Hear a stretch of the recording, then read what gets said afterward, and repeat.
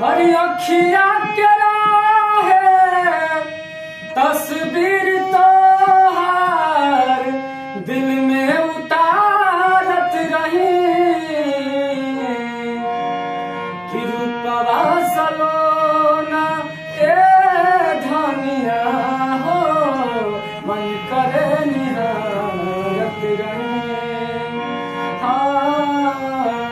कि रूपवा सलोना ए धनिया हो मन करे निहारत रही।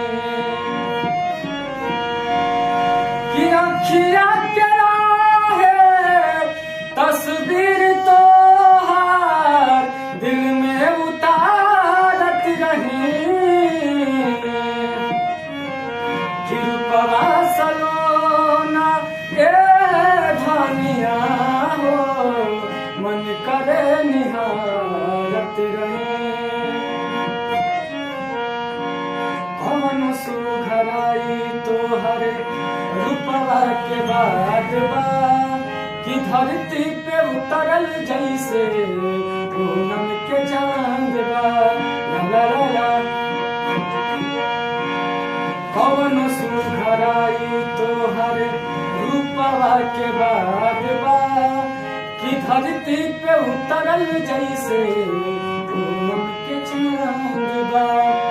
आचर बदरिया बन के संवरिया हम ही उखाड़त रही कि रूपवा सलोना ए धनिया हो मन करे निहारत रही। कि रूपवा सलोना ए धनिया हो मन करे निहारत रही।